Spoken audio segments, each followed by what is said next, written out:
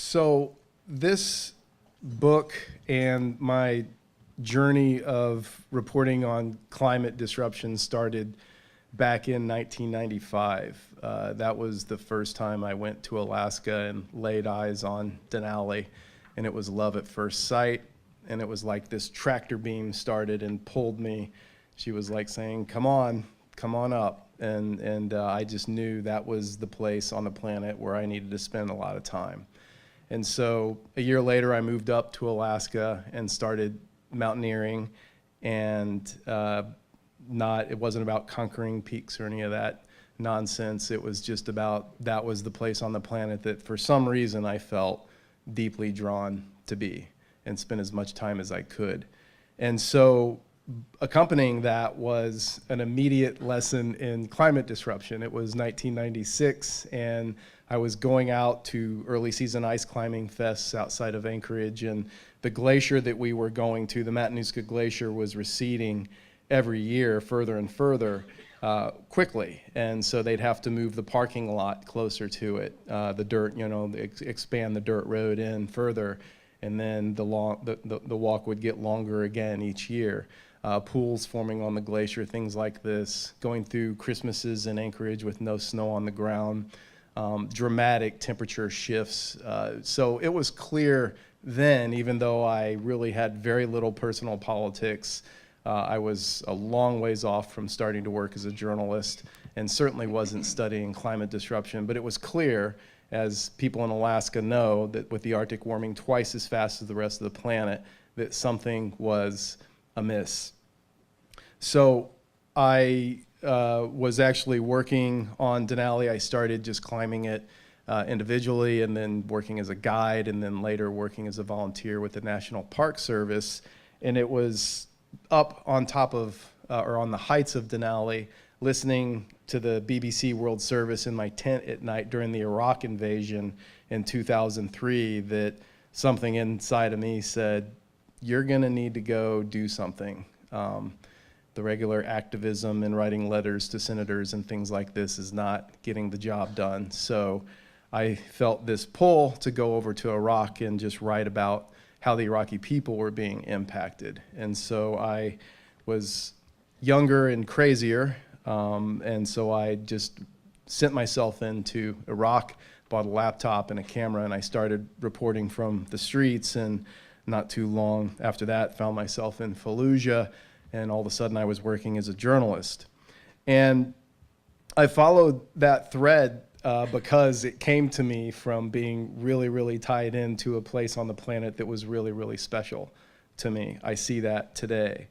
And what I found, though, over there, obviously, was horrific, and it was far, far worse than what most people here at the time, at least, understood was happening. I was reporting on atrocities being carried out by the US military, war crimes. Mad Dog Mattis, who was formerly the cool head or the grown-up in the room of this so-called administration, watching him single-handedly order war crime after war crime being carried out in Fallujah. Now, of course, with the comfort of some time between those events and now, most of this is common knowledge and accepted in mainstream society here. But what's been disturbing to me, especially working on this book, which I use the same model as my Iraq reporting, I sent myself out into the front lines where climate disruption is the most obvious, happening the most dramatically, the fastest, and in places that a lot of the places I went to, the life that I went there to write about literally will not be there within 10 years. And I wanted to go there to really bring these places to people, since so many people won't get a chance to go to the Amazon or the Great Barrier Reef or a lot of these glaciers that are vanishing before our eyes, and really give people a visceral experience of what is happening to these places. And so I came into the book, though, thinking that I write this monthly climate dispatch for Truth Out, and it's essentially a heavily scientific-based survey of the last 30 days of really deeply disturbing scientific studies that are being published showing how fast things are accelerating. And I came into this book thinking, yeah, it'll be mostly 75% science and that kind of thing, because I was really angry and I was frustrated that people weren't really getting the magnitude of what's happening, and especially getting how far along we already are. And so, like the sentiment behind many of those dispatches, I was angry and I wanted to kind of shock people awake. But then I started working on the book, which entailed having a much, much deeper relationship with the planet. And instead of this idea in my head of it's going to be 75% science and then maybe 25% personal narrative and some nature writing, it flipped itself. And I started writing the book, and it became much more about, look at this planet. Look at this planet. Really look at this planet, where we are, and look at what's happening to it. And look at how fast it's happening. And I started going out into these places and getting broken open over and over and over again, which was exactly what happened to me in Iraq, going into these places and talking with these people and these families and these kids and watching what was happening and just getting broken open over and over and over again. And that, every chapter I wrote in this book, that was the experience, just like in Iraq, what happened. And so my hope tonight is I want to take you to a couple of these places and do my best to bring at least a few moments of that experience to you. And because we are at a point now where we're literally in the sixth mass extinction. We're losing over 100 species a day around the planet, and it's accelerating. And this is a topic, as we heard in the introduction, what bigger topic is there? What more important topic is there? It affects all of us, even the people denying it. It affects all of us, and it's going to intensify every day for the rest of our lives, no matter what we do. And we're in it, and we're going into it together. And my hope is that if we really let this information in and get a very accurate map of what's happening, then we can come into it fully awake and understand the grieving that's going to happen and all the associated emotions in order to show up and go through that and then come out that, I think, with a lot clearer eyes and a lot clearer heart and a lot more focused on what's really, really important and what we're going to need to do together to go through this. So, like I mentioned, the book provided me with great privilege of going out to some of the most amazing places on the planet with incredible people who had dedicated their entire lives to studying them. And I made it a point to go to places, some of them I'd been to 20 years before and had long-term relationships with. And if I couldn't do that, then to go to these places and accompany scientists who'd been studying them for 20, 25, 30 years, one of them longer than I'd been alive, and talk with them about what they were seeing when they went out into these places. So I thought, given our geography and how reliant upon glaciers we are here in the Pacific Northwest, I just live over in Port Townsend, I thought I would start with taking us to Glacier National Park. There's a man there named Dr. Dan Faegre. He's a scientist with the U.S. Geological Survey, and he's a research ecologist and directs the Climate Change and Mountain Ecosystems Project there. He's also, importantly, the lead investigator of the USGS Benchmark Glacier Program, and he's been working in the park since 1991. And the Benchmark Glacier Program is really important because glaciers really are a canary in the coal mine of climate disruption. If you want to know what's happening and how fast it's happening, just look at what's happening to the glaciers. In the Benchmark Glacier Program, they take a specific glacier that's representative of the region where it's located. There's one in Glacier National Park. There's one in North Cascades National Park. There's one up in Alaska, and there's some others. And they've been, this program has been going on for over 50 years. And they measure them every year and tabulate what's their maximum, what's their minimum, how much have they lost, and then this gives us a very, very accurate real-time indicator of precisely what's happening with climate disruption. And Dr. Faegre, I met with him in his office in the west part of the park. He's very excited to talk about glaciers, and he had made international news that summer when I met with him, because Montana was experiencing record heat waves, record wildfires, and the day I met with him, it was in the middle of one of these heat waves a couple of summers ago. And so I'd like to read a brief section from my book. I'd been talking with him, and he took me out for a little ride up the Going to the Sun highway up to Logan Pass, this really stunning highway carved into a very sheer mountainside going up to the pass at about 6,000 feet. And so we get up to the top of the pass. We'd been talking all the way up in his car. I was taking notes, and he was being kind enough to stop and let me get out and gawk and take photos of the magnificent landscape. And we get up to the top, and we park, and we walk up to an area where there used to be a glacier. And so that's the setting for this conversation, where he says, talking about what's happening, this is an explosion, a nuclear explosion of geologic change. He says this, describing the impact of climate disruption while we looked out across the valley together. This is unusual, it is incredibly rapid, and exceeds the ability for normal adaptation. We've shoved it into overdrive and taken our hands off the wheel. He takes me to stand in another area of slush. The people who built the Logan Pass Road had to deal with a glacier here, right here, he says, pointing down to our feet. Now, there is no glacier. To underscore his point, Faegre tells me that this year, they had 137% of the normal snowpack, and 2 days earlier, it was already below normal for the year, for this time of year, because of the heat. We had a snowfall up here recently that needed to be plowed, he says, smiling, and it melted before they could plow it. I asked him if that kind of thing is what keeps him up at night. He tells me these are nonlinear changes that aren't based on a simple proportional relationship between cause and effect. They are usually abrupt, unexpected, and challenging to predict. The aggregate of multiple nonlinear changes is enormous in orders of magnitude. And that's what keeps Dan Faegre worried at nights, he says.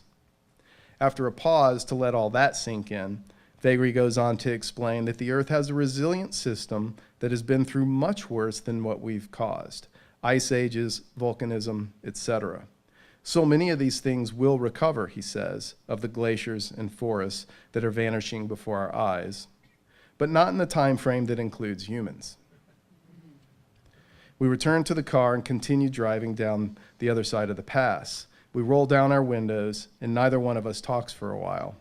I know it's a sensitive topic to bring up with scientists, and most of them avoid it at all cost, but I decide to ask him what it is like for him, especially to watch the glaciers vanish before his eyes.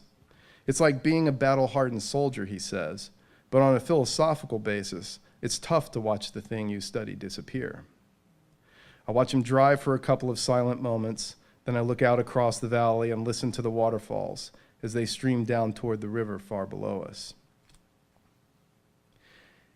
Glacier National Park, around the time it was being considered to be made a national park, there were 150 glaciers that covered roughly 150 square kilometers of area.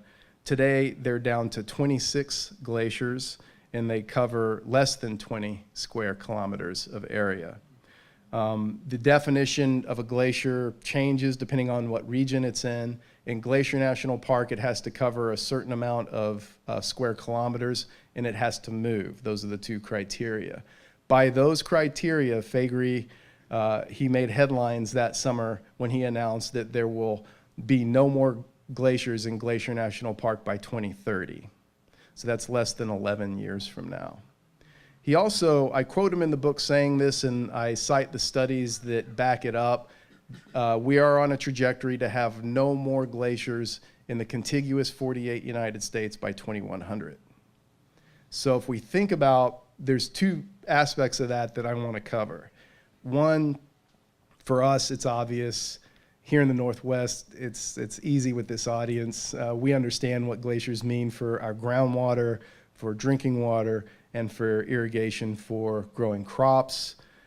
Without glaciers, much of that goes away. I mean, when 2015, when Jay Inslee declared statewide drought on May 15 of that year, in the Olympics, we had 6% of our snowpack. Farmers on the peninsula were suffering. They were water rationing in Port Townsend. We had wildfires in the rainforest of Western Olympic National Park. So imagine if there's no glaciers, what this means. Bigger scale, the Hindu Kush region of the Himalaya. Another study came out recently. It was actually an update on one that a previous study I'd cited in the book. This is a region where 7 of Asia's major rivers, it's their headwaters because it's one of the largest ice sheets in the world outside of the poles. And that ice, at current trajectories, up to 99% of it will be gone by 2100. And 1.5 billion people rely on those waters for drinking water and irrigation. So extrapolate. You have to think about it for about 15 seconds. Where do those people go? And then what happens to the areas where they go? And where does all that water and food come from? So you can see where this is going. I could spend the rest of the talk just talking about what, some of the human ramifications when we kind of extrapolate and play those scenarios out. But another one that I think doesn't get talked about enough, and I wasn't aware of it until I hung out with Dr. Faegre and some of the USGS scientists I went out with on glaciers up in Alaska, it's the ecological impacts. So some broad brushstrokes. If you have a glacier in a valley, the streams coming out of that obviously are going to be cold. The ambient temperature of the valley is going to be kept down because of the glacier. And there's going to be certain fish and not mosquitoes, but other insects in the runoff streams from those glaciers. And as those glaciers go away, then the fish and the insects that live in those streams are going to go away, as are all the animals that rely upon those. The groundwater is going to change. So certain trees that are there, other kinds of vegetation, and then everything living in those and everything dependent upon the things that are living in those, all of that's going to change and much of it's going to go away. So there's tremendous ecological impacts to all the other species as well when glaciers go away. It's not just this thing that's going to affect humans, and it's not just this aesthetic thing, oh, there's no more beautiful glaciers on Mount Rainier to look at, but lots of other species are going to be gone when we lose glaciers, not if, but when. The next place that I would like to take you is the Amazon, briefly. I was really tremendously lucky to get to go there. And some brief statistics. Many of you probably know some of this, but just for context, it's the single largest rainforest on the planet. It's 2/3 the size of the contiguous United States, the Amazon basin. It generates half of its own rainfall and contains 20% of the world's rivers. The Amazon River alone has 1,100 tributaries, 17 of them longer than 1,000 miles each. There's thousands of species of trees, 2.5 million species of insects, thousands of species of birds, and 3,000 species of fish in the Rio Negro alone. I spoke with one scientist who was part of an expedition. It was 25 scientists. They went out for 30 days to a remote region of the Amazon, and in that one expedition alone, they discovered more than 80 new species: fish, insects, birds, frogs, etc. On average, a species is, to this day, being discovered in the Amazon at least every 2 days. The average is actually a little bit more than that. So we know a lot about it. We know enough about it to know how much we don't know about it. So I was privileged to get to go there with Dr. Thomas Lovejoy. He's also referred to often as the godfather of biodiversity. He has been studying the Amazon since 1965. He was head of the World Wildlife Fund for 14 years. He was a White House Science Counsel, and his resume, it would take you a little time to read his full resume. He's a leading expert on biodiversity on the planet. So we met up with Dr. Lovejoy in Manaus, a big city of about 2.5 million people in the middle of the Brazilian Amazon, piled into Jeeps, took a very long, windy, bumpy, hot Jeep ride deep into the jungle, and then we arrived at this little trailhead, and he hopped out, grabbed his backpack, and hightailed down this trail. The rest of us get out, you know, kind of slowly stretch and grab our backpacks and started hiking down this trail. And he's down there meeting us, this esteemed scientist who was actually quite quiet and very, very humble. And he went down there quickly so that he could greet each one of us and shake our hand and look in our eye and thank us for taking the time out of our busy schedules to come visit his camp. That's the kind of person he is. And that's why he's dedicated his whole life to studying this area that he cares so much about. So you get into the camp. It's Camp 41. It's the most famous of several other camps that are set up to study these different fragments of the rainforest. And there's no walls. Over on one side of the camp, there's a big tin roof with hammocks strung up, and so you go grab your hammock. They have mosquito netting over them, and you throw your backpack there. And then in another area, there's some picnic tables and a kitchen. And then over on the other side of camp is where the scientists are camped out in their hammocks. And for anyone who hasn't been to the Amazon, and this was my first and only time to go there, it was a really, really remarkable experience. I mean, you can read about it and see photo books and watch documentaries, but to go there was an entirely different experience. I mean, it was obvious to me from the first night that something was happening, that it literally came into my dreams. I started literally having dreams the first night about the jungle. It was as though I could like feel myself being pulled into it. Some of the dreams really shook me up. Others were quite enlightening. And then we would wake up in the mornings with the roar of troops of howler monkeys drifting through camp, bird song coming at first light, and then getting to go out on these walks in the jungle with these experts, learning about vines and trees and insects. And then as the longer we stayed there, this group of us, this kind of disparate group from around the world, people from all kinds of different countries speaking different languages, but even just after a couple of days, we found ourselves acting like a family, just really coming together, sharing meals, really curious about each other, kind of stories feeding off each other, and really coming together as a group. And the same experience with all these different scientists also from around the world. And when I was there, it was obvious, like, this is the jungle, this is what it does. It's just like pure life force that was just like pulling us all into it and together, you know, all one thing. And that was, you know, that's really the best way I can describe that experience, and it was truly remarkable. And so one of the scientists that I met there, his name's Vitek Jiranek. He's from the Czech Republic, and he'd worked at the time in at least 11 different wildlife research positions around the globe. And he was there currently getting his PhD in ornithology from Louisiana State University. And he had admired Dr. Lovejoy since he was a kid, reading Song of the Dodo, and it was his dream there then to be studying at Camp 41 and at times literally working alongside Dr. Lovejoy, and he was very excited talking about that and talking about some of the things he was studying.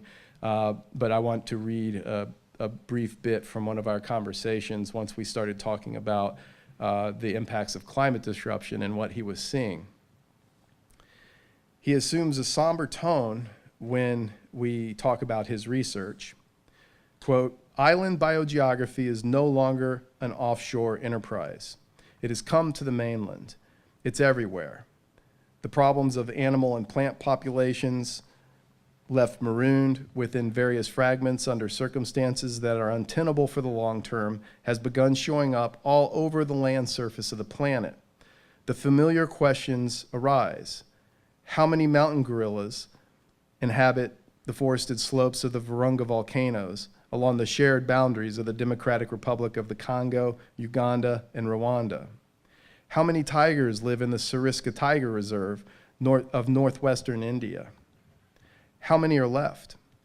How long can they survive? Now there is anger in his voice. How many grizzly bears occupy the North Cascades ecosystem, a discrete patch of mountain forest along the northern border of the state of Washington? Not enough. How many European brown bears are there in Italy's Abruzzo National Park? Not enough. How many Florida panthers in Big Cypress Swamp? Not enough. How many Asiatic lions in the forest of Gur? Not enough. How many Indri in the Alamazodra? Not enough. And so on. The world is broken into pieces now. Just before going to Camp 41, as I'd mentioned, we were in Manaus, and it was there I met another amazing scientist who also had been working with Dr. Lovejoy for a long time. And she, of all the scientists that I interviewed for and in the book, definitely has the best name, particularly given her study. Her name's Dr. Rita Mesquita. She's a biologist and researcher with the largest research institute in the Amazon. And so when she was in Manaus, there was a forest fragment right inside the city with nature paths through it, and she would take people through it on educational walks. Very excited, rattling off all kinds of statistics about species and their habits and all these things. And again, kind of like the experience with VTech, it was amazing to see her very bubbly and excited and just information just flowing out of her like a river. But then after walking out and looking at the jungle and being educated by her, she took us into a back room and sat down, and we had a serious one-on-one interview. And I'd like to read you part of that. She explained why it's so important to take care of the Amazon basin. It is the pump, the heart of the world, she says. All the major airflows come through here. Air travels all the way from Europe and Africa and converges as it enters the central Amazon. But she sees the world questioning conservation and jeopardizing all the victories that have been achieved in setting aside land. I work hard for conservation, she says, but I lose sleep over wondering if I'm wasting my life. Am I wasting my life? Is this a lost cause? I keep doing it because it's the only thing I know to do. She says she doesn't believe she and her colleagues are doing their jobs with the urgency needed. We're not telling the general public what is really going on, she said. Having co-edited a book with Lovejoy and authored many peer-reviewed scientific papers, Mesquita is a force to be reckoned with, but she personally feels inadequate when looking at the bigger picture. It is clear to her that we are nowhere near where we need to be. I have zero pride in all my papers because we are preaching to the converted, she says. What I want to do is talk to the outside world. I want to be able to just talk to people and tell them what is actually happening. We need to educate people about what is really going on with climate disruption. Like so many of the experts I've spoken with for this book, Mesquita believes the root cause of climate disruption is humanity's lack of connection to the planet. Even here in Manaus, kids don't understand that they live in the Amazon, she says. So there is no connection at all with anything, and that is the problem. There is sadness in her voice as she tells me this. I made a personal decision to not have kids because I don't have a future to offer them. I don't think we're going to win this battle. I think we're really done.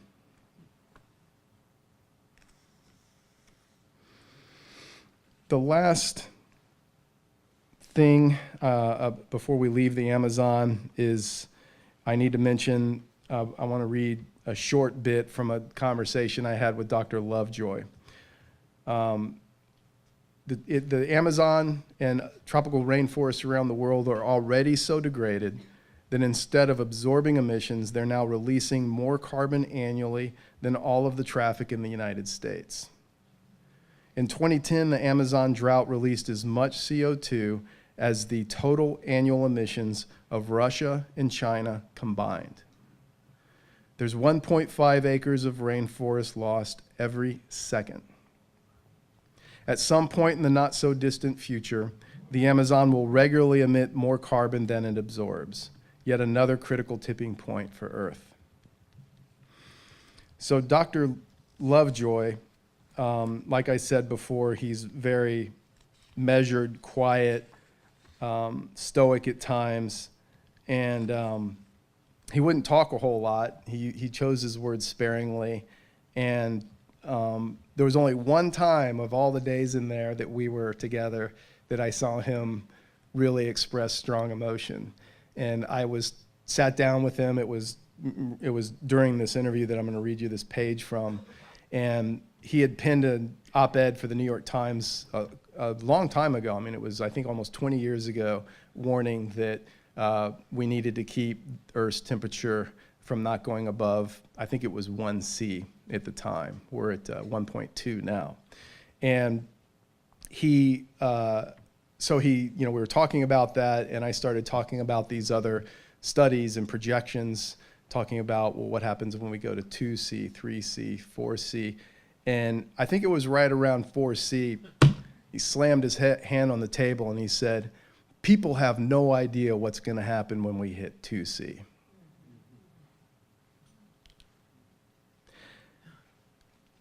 There are reasons other than moral concerns for protecting the Amazon, including self-interest. We go to the doctor and the pharmacy and we have no clue where our drugs came from, Lovejoy says. More of that is from nature than we realize. Lovejoy mentions a poison found in the Amazon that led to the production of the pharmaceutical captopril, which in turn became one of the first ACE inhibitors and is now used by hundreds of millions of people to control their blood pressure and heart conditions. Captopril widens blood vessels, making it easier for the heart to pump blood through them. Most of the people taking it have no idea that this drug responsible for their health is from the Amazon. He mentions another example, a vine found by indigenous people there. When they threw it in a lake, all the fish came up to the surface gasping for air, which made their fishing much easier. The name of the substance that causes this is curare. It is used today as a muscle relaxant during major abdominal surgeries. His point is that if we continue to destroy the Amazon at our current pace, we may never know how it could help save millions or possibly billions of human lives in the future. Lovejoy believes that this is one of the least appreciated aspects of biodiversity. The Amazon is a gigantic library of the life sciences, which is continually acquiring new volumes, he says. We are discovering new species of birds all the time. And wrapped up in all of that is incredible adaptation capacity. It's important to remember each species represents a set of solutions to a set of biological problems, and any one of those can turn out to revolutionize how we understand biological science. Lovejoy pauses and gazes admiringly at the jungle surrounding the camp, then turns back to me. We are so stuck on ourselves. We don't think we need any of it, he says. We think we are some godlike thing.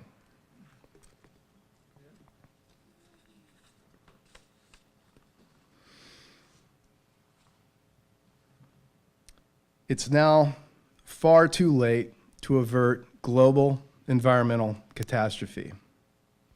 2018 was the fourth warmest year ever recorded, with the only warmer years being 2015, 2016, and 2017.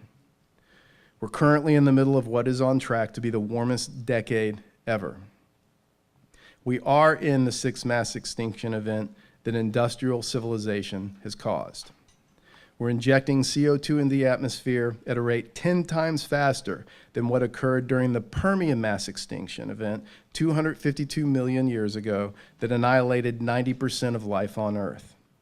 Our current extinction rate is 1,000 times faster than normal and is faster than that of the Permian mass extinction. But today, similar to what I experienced reporting from Iraq, people don't want to know how deep the truth goes. The business as usual economic paradigm continues, and there's nothing to indicate that this is going to change in the radical way necessary to even bring about some mitigation. But the denialism is not just on the right, it's not just fossil fueled. On the left, we have plenty of our own iterations. Last fall, the IPCC, the Intergovernmental Panel on Climate Change, released a report saying we had 12 years to avert global climate catastrophe. There was nothing new in that report. And in fact, last week, a study came out by several universities showing that the IPCC consistently soft-selled the crisis that's upon us. This on top of us knowing for a long time, and this coming from several IPCC authors I interviewed myself, some of them are in this book, who told me off the record that it's heavily politicized, it's lowest common denominator science, i.e. it's not actually scientific process at all. And by the time the assessments come out, which is only every 7 years, much of that information in them is at least 10 years old. I learned from one IPCC contributor recently who said that you can essentially take the IPCC's worst case projections and double them. But people pretend like we have 12 years still.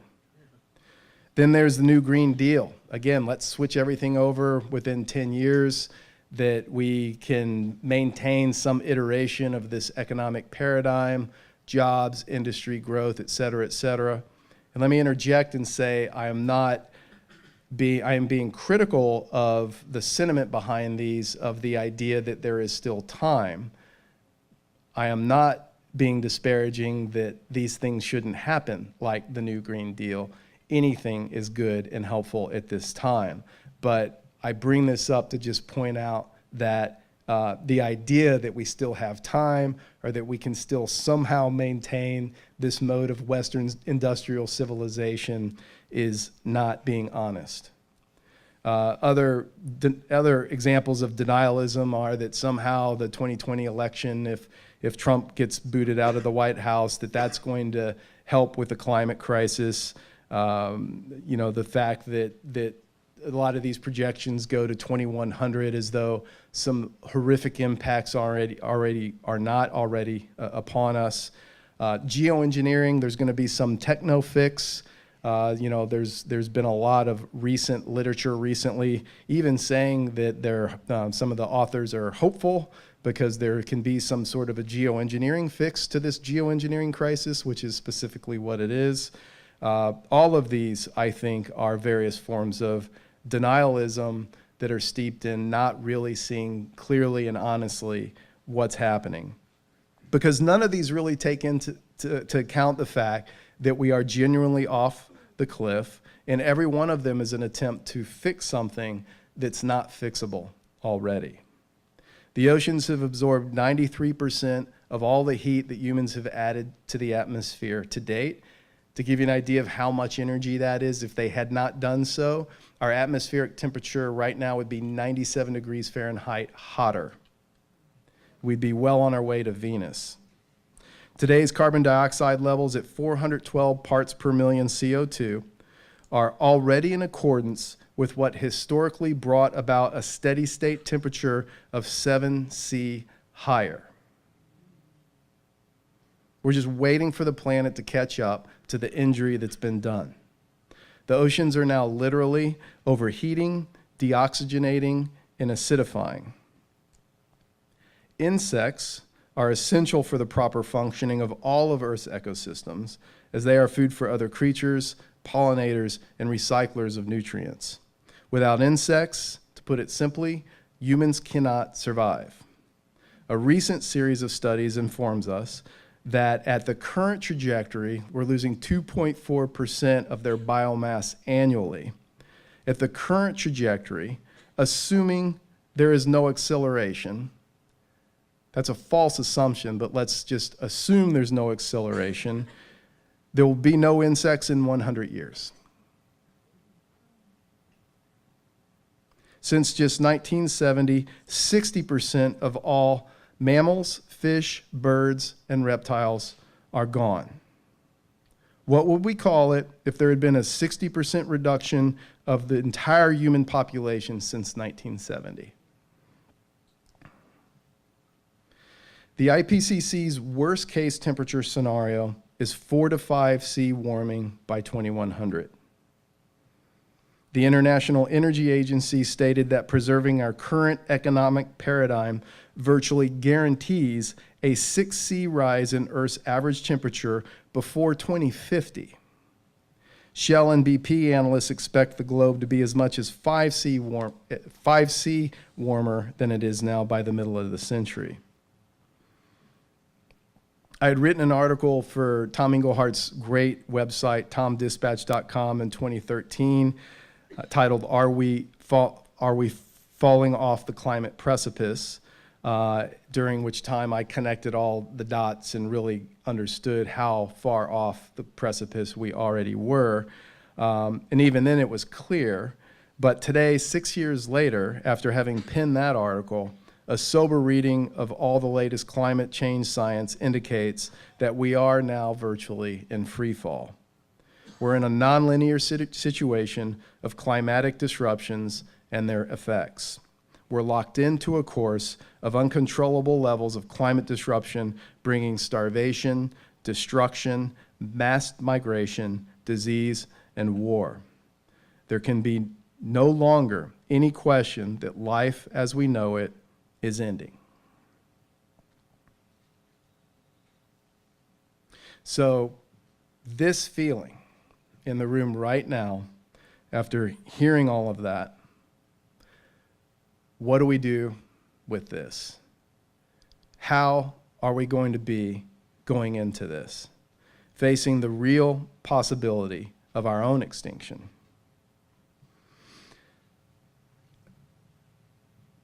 I think one of the biggest privileges of writing this book is the people that it brought me into contact with. And one of them was a Native American elder, a Cherokee medicine man named Stan Rushworth. And he reminded me of a very important distinction that has, at least up until today, become a beacon of light for me and something that I hold on to when I am writing my dispatches or giving a talk and come into this feeling of hearing all of that extremely intense information. And he pointed out how a very important distinction between rights and obligations, that Western colonialist mindset is that we have rights. What are my rights?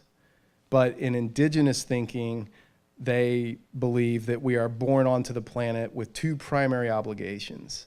One, an obligation to serve and be good stewards of and take care of the planet. The second obligation is to make all decisions with the greatest care in order to take care of the future generations of all species. So when I get up each day and look at what can be done, I find solace now in orienting myself around what are my obligations and how can I best serve those? How can I best carry those out? So are we not morally obliged now to do everything possible to serve and protect the earth no matter what, no matter how bleak things appear, no matter how intense, challenging, and difficult it's going to become? Czech dissident writer and statesman Václav Havel said, "Hope is not the conviction that something will turn out well, but the certainty that something is worth doing no matter how it turns out." It is genuinely hard for me to see how humans make it through this. But we don't know. Nobody knows. Nobody can make any hard predictions on any of this. But what we do know is that we are in a hospice situation with much of life on Earth, including possibly our own species. Yet, like I said, given that we've never been here, we don't know for sure what is going to happen. Hence, again, no matter how bleak it might appear, are we not morally obliged to do everything that we can to be good stewards of the planet and to protect and serve and safeguard future generations of all species? I believe that each one of us has our own calling. I am not here to tell you what to do. I think anyone who tries to tell you they think they know for sure what to do, you should probably not listen to them. I think that each of our answers have to come from deep inside of ourselves.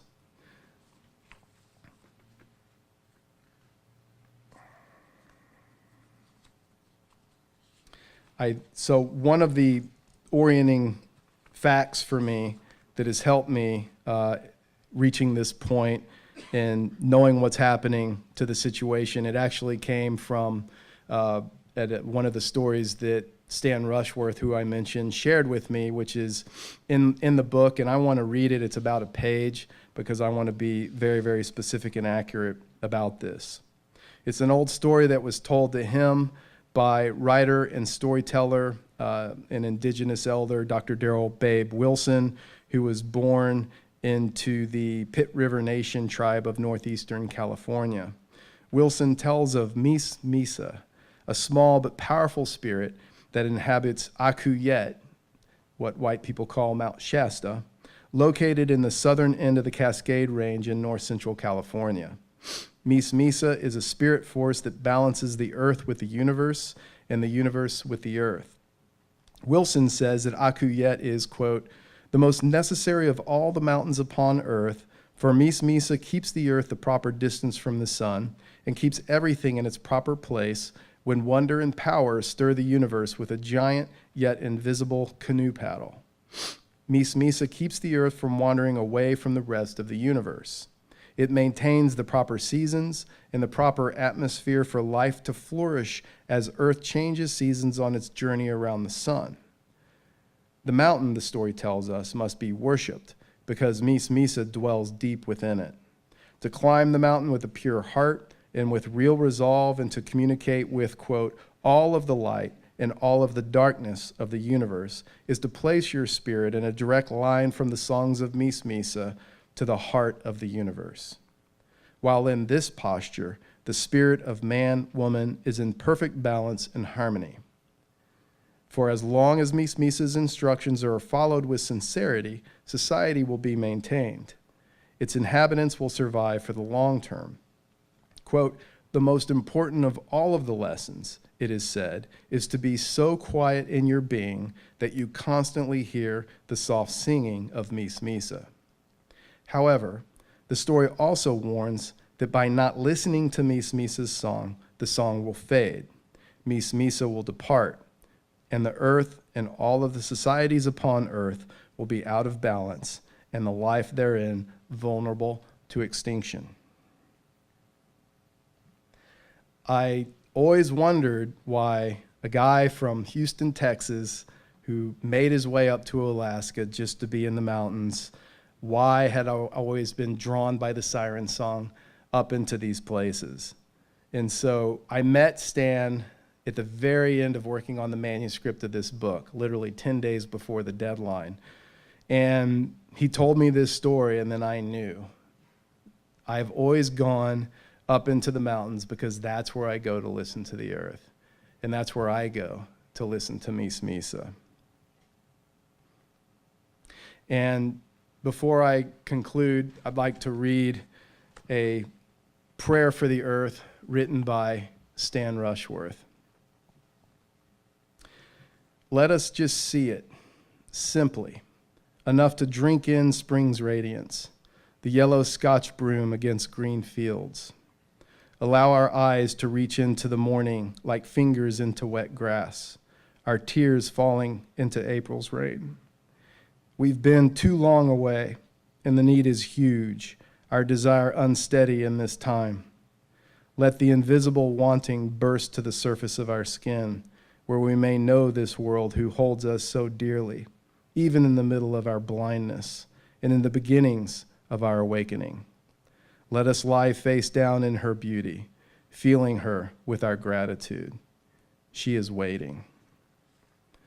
And so I want to conclude with leaving you with two questions. Where do you go to listen to Mis Misa? And when was the last time that you went there to listen? Thank you. It seems to me that we are headed into a period that instead of having a choice between something that's good and something that's bad, we're entering into an era where no matter where you are in the spectrum, we're going to be making a choice between what's bad and what's worse. Let me just use a micro example. So in the sea level rise chapter of the book, I interviewed Dr. Harold Wanless, a leading sea level rise expert at University of Miami. He basically said, it appears as though we have 130 feet of sea level rise baked into the system right now. So goodbye, South Florida. Not parts of it, all of it. So in his perspective, any government, any lawmaker that's not ordering full-scale evacuations, the government's funding it, the government's running it, and not remediating toxic waste zones and relocating museums and archives and hospitals and millions and millions and millions of people and finding different places for them to live on higher ground further up into the country. Any politician that's not pushing that is being criminally negligent. And so any government that's not reacting that way to this overall crisis, I think you could say the same thing. So that brings us to, again, it's on us. What are we going to do individually, and what can we do in our own individual communities? And right now, we do have some time here. If you're in Paradise, California, you don't. If you're in the Panhandle of Florida, you don't. But we still have some time here to start working towards adaptation. So how am I going to adapt personally? How can I, in my own little immediate community, start working to adapt? I'm going to just add in, the student marches, the student walkouts.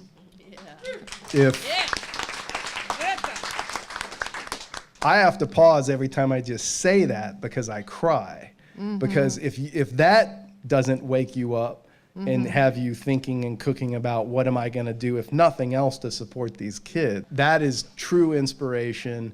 And these kids are fearlessly doing what they can to tell the truth and to force the issues. So sorry for that tangent, but I just wanted to make sure I didn't not bring that up. Well, interestingly enough, I keep being gravitated towards and having younger generations brought into my life to work with and to talk with. And so I don't know for sure what that's going to look like yet, but it's going to definitely be oriented around helping future generations. And that, as well as looking more deeply into indigenous ways of responding to this, because indigenous populations around the country, having survived a genocide, they've already been through what those of us in the privileged world are now looking at going through. And so I think there's some answers to be found there. But I think right now we are all in this together, and it would be a great injustice to just leave it to the younger generations. I mean, this is a we situation. How can these students adapt to this world that they're going to be brought into? For me, as an information guy, the first step is we have to know very, very clearly what's going on, so that as these things now unfold going forward, you're not on your heels. The first, when I was guiding, I had to take a wilderness first responder class. And, we were taught that if there's an emergency, don't just do something, stand there. Meaning, first stop, look what's happening, think about, okay, what should I do? Because you guys know what's happening. And I think the clarity that I see in folks your generation, I do urge you, especially at your age, take some time, go out wherever it is on the earth that you like to really be quiet and appreciate the earth, and just listen, because you probably already know what you really, really want to do. And then just go do it like there's no tomorrow, and then if you need help, ask us for it and we'll give it to you. Would population decrease be a large factor in helping? It's probably too late, but would it? Yeah, overpopulation is it's the elephant in the room that usually doesn't get talked about, and I'm glad you brought it up. I often forget to bring it up myself, but 7.6 billion people. So if you take a graph of oil production and consumption and overlay them, they're the same. So we're coming to the end of the fossil fuel era. Willingly or not, we're coming to the end of it. So population has to decrease. We cannot sustain this number of people on the planet without fossil fuels, without industrial agriculture, without the supply chains that span the globe. So there is going to be a giant decrease in global population. We have not done it willingly. The planet is going to do it for us. How do you feel is like the most effective way, not only like personally, but just as a culture, do we fight the cynicism in order to do something? You know, it's moment to moment, and it's a daily thing for me. And whatever I did yesterday may not work today. And it's that, and it's community, and it's having people to talk about this stuff with and process it, because all of us that are really paying attention, every time you open your browser and look at the news every day, you're traumatized. Literally, I mean that. And so we have to go through this together and find solace on the planet. And then, just like Greta Thunberg has said, action is the antidote to despair. Is find what you're passionate about, where you feel like you can make a contribution, and throw everything you have behind it, and then watch what happens. There is an enlightenment, and there is a revolution happening, and I think the kids are indicative of that. I think Extinction Rebellion is indicative of that, and these are two very strong movements that are around the world and growing daily and getting increasingly powerful. They don't get enough media, but that does not mean that they're not happening. And I think we're at this point in history where people get to choose what side of history do you want to be on here? You know, do you want to be on your feet and go forward doing the right thing, or not? And it's just that simple. And I think that level of protest is coming. And I think that it's happening. And again, just because the corporate media is not reporting on it doesn't mean it's not happening. There are these beautiful young people in your front row. And your book helped me because it has love all the way through it. Actual love with a glacier, and love with a coral reef, and love with the people of Iraq. And I wanted to know, if you're right here with us and you're here with these beautiful doctors and these beautiful activists and these beautiful young people, what do you want them, especially these beautiful young people, to know from you right now? I am committed to doing everything I can for the rest of my life to help you. And that's why I'm doing this, and that's why I'm going to keep doing this, and then that's why I'm going to look at whatever it is I'm going to do next to work towards those obligations, because you are the future generation. And thank you for being here. And I would bet that just about everybody in this room feels the same way, that we're with you, and you're not alone. And just ask us for what you need, and every one of us is 100% obliged to give it to you.